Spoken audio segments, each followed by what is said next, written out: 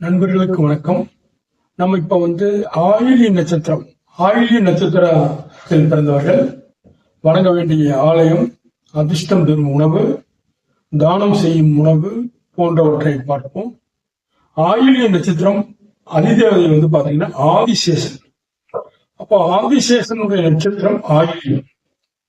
அப்போ ஆதிசேஷனுக்கு பாத்தீங்கன்னா 5 தலை உள்ளது. 5 தலை நாகம் தான் ஆதிசேஷன் ஆகும்.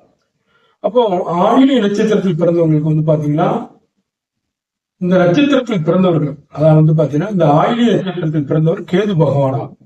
அப்ப கேது பகவான் ஜோதிடத்தில் ஞான மோட்சக்காரன் என்று சொல்வது.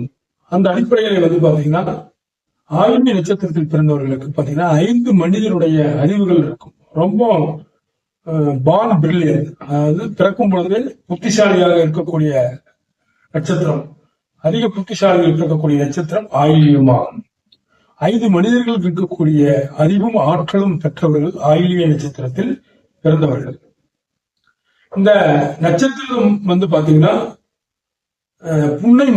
புன்னை மரம் எந்த ஆலயத்தில் ஸ்தல விருட்சகமாக உள்ளதோ அங்கு சென்று ஆதிசேஷனுக்கு பாத்தீங்கன்னா வெண்காந்த மலர் கொண்டு வணங்கும் பொழுது நினைத்த காரியம் நினைத்தபடி நடக்கும். இந்த ஆயில்ய நட்சத்திரத்தில் பிறந்தவர்கள் இவர்கள் பாத்தீங்கன்னா ஆண் பூனைக்கு பாத்தீங்கன்னா உணவுகள் தர வாழ்க்கையில் மேன்மை உண்டாகும். ஆண் பூனைக்கு இவர்கள் உணவு கொடுத்துக்கிட்டே இருக்கணும். ஆண் பூனைக்கு அடுத்ததாக இவர்கள் எங்கு சென்றாலும் கொள்ளுப்பருப்பு சாதம் தானம் செய்வது ஒரு மிக சிறந்த ஒரு வாய்ப்புகளை, அதிர்ஷ்ட வாய்ப்புகளை இவர்கள் உருவாகும். இவர்கள் அடிக்கடி உணவில் சேர்த்துக் கொள்ள வேண்டியது பாத்தீங்கன்னா பப்பாளி பழத்தை பாத்தீங்கன்னா உணவில் அடிக்கடி பப்பாளியை சேர்த்துக் கொள்ளலாம். அதே போல் மாங்காய் சாதம், மாங்காய் ஊறுகாய் போன்றவற்றை இவர்கள் சேர்த்துக் கொள்ளும் பொழுது அதிர்ஷ்ட வாய்ப்புகள் அதிகம் கிடைக்கும். நன்றி, வணக்கம்.